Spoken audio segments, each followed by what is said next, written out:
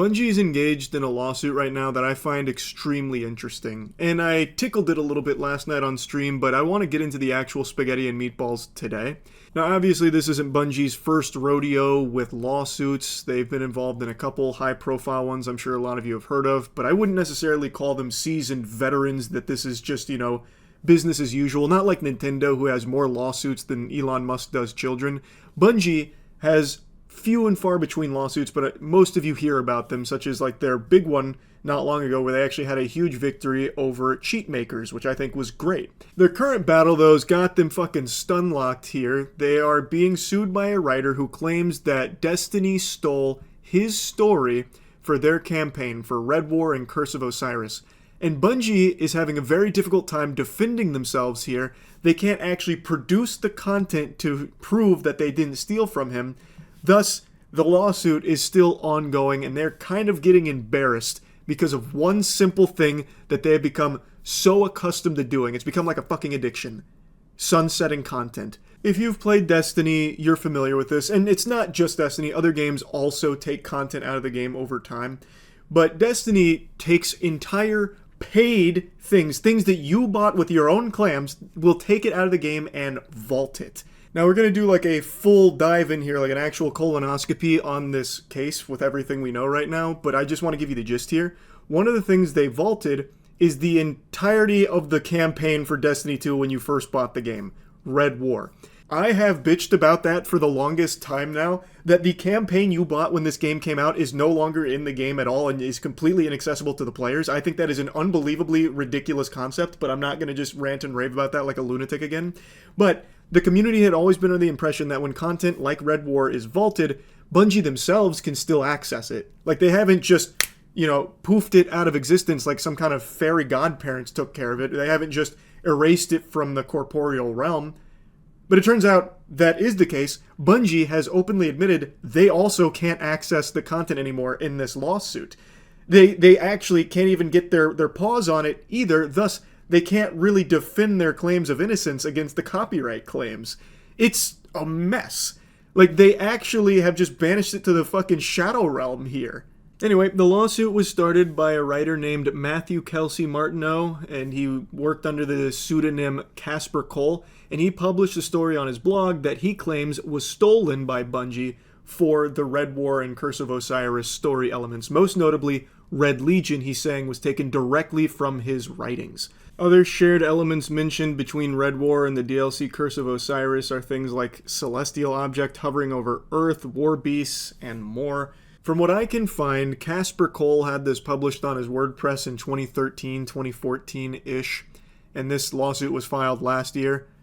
Guessing he's not a big first-person shooter fan, must have not played any Destiny until then. But I'm gonna tell you, buckle up, sports fans, might be a hot take.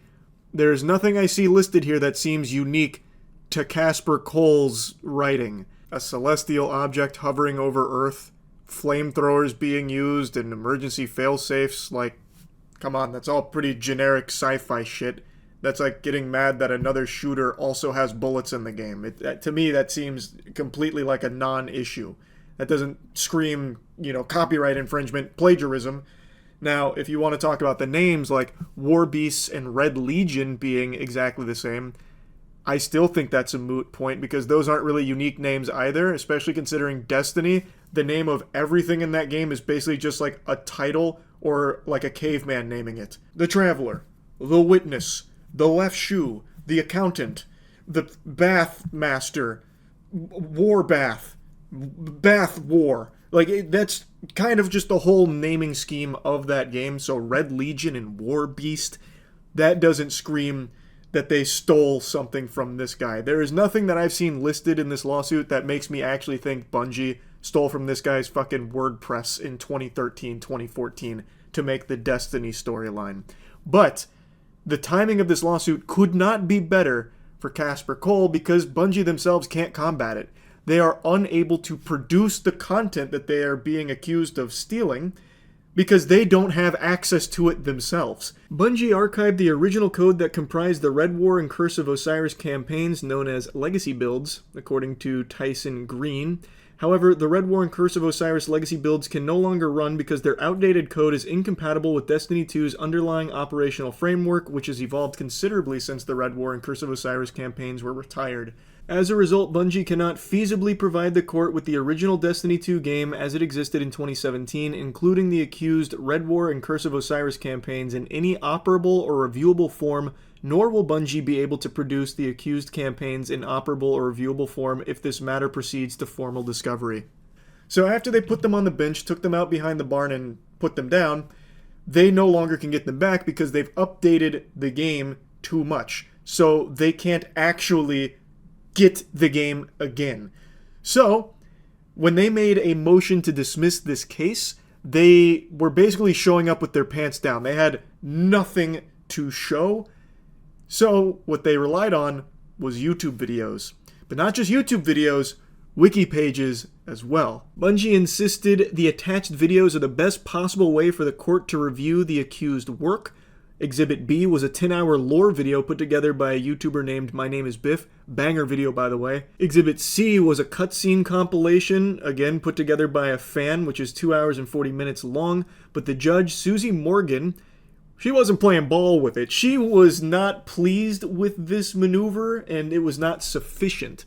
So she denied this motion to dismiss. The court will not consider the exhibits attached to defendant's motion to dismiss and will not convert the defendant's motion to dismiss to a motion for summary judgment. There has not been sufficient time for discovery, and the attachments are admittedly of third-party origination. Their authenticity has not been established. Basically, Bungie brought piss to a shit fight here, and the judge was not having it. She said, I'm not watching these video essays. You scram with this. Wipe it in your ass and get out of the court with this. Thus, the lawsuit is proceeding. The case is going forward. And I really don't know what Bungie is going to do. They are adamant that it can't be restored, which is pretty mind-boggling to me. I don't know how they wouldn't have like backups of previous builds of the engine or something just for a case like this, to be honest, where you need an older build of the engine or the framework so that way you could restore these things should you ever want to down the line, especially with things like remasters and remakes being so commonplace. It just makes sense to me that you would still have something like that. But I'm just a fucking idiot with a tiny little reptile brain, so maybe I'm on the crack pipe with that take. But what I think I'm 100% in the right on here is that it is ridiculous to be vaulting content in the first place if there is no means ever of getting it back. That is paid content. People paid for that. I paid for that when it came out. And I haven't been able to play it for 5 years and will likely never be able to play it again. Same with everybody else on the fucking planet, it seems. I don't really know what the next move is for Bungie. Maybe they'll start submitting goddamn Let's Plays to the courts or something. Like, here, check this out. Look how much fun they're having. No mention of Casper Cole anywhere. No one's picking up on the similarities. Check it out. Like, I don't know. They're going to have to find a way to actually get the campaign back. But, again, I'm not a lawyer either. I feel like Casper Cole's team would probably then make a case that it's been altered. I'm not trying to go like full anime protagonist here, like it's JoJo's Bizarre Adventure Season 2. Next, you're going to say it's been altered. But I feel like that'd be the natural evolution of the argument here in this case. Because if Bungie somehow does produce a reviewable and operable Red War or Curse of Osiris campaign to present to the courts, who's to say they haven't just taken out the offending material of the lawsuit that it points out, right? Like, they've already said they cannot do it. So if somehow they're able to miraculously do it, would that not raise eyebrows about, like, well, can we trust this? It's fucking fascinating. It's a real brain buster here with the pickle that Bungie finds themselves in. So the YouTube links and everything weren't even considered here because in the initial filing, well, Martineau, I don't exactly know how to say his last name, I'll be honest. That's why I've been calling him Casper Cole.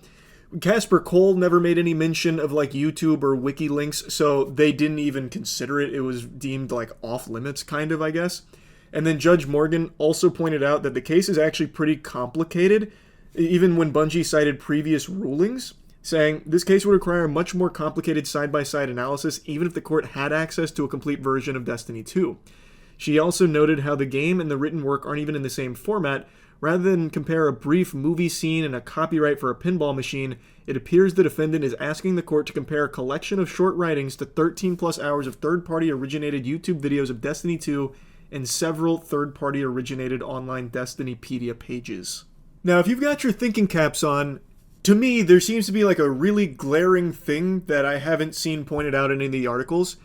How the fuck is Casper Cole making these arguments in the first place if there is no Red War or Curse of Osiris to compare to anymore anyway? Like, how is he able to reference these things? I'm assuming the only way he'd be able to make these comparisons, since, again, the Red War and Curse of Osiris don't actually exist in the game anymore, is he would be comparing it to YouTube videos and shit. That'd be the only way. While he might not have directly referenced them in the lawsuit, there is no possible way for him to even be making these comparisons in the first place without that. So it is in a weird spot to me, because, again, there is nothing there for Red War or Curse of Osiris. They've already blinked it out. Like, it's gone.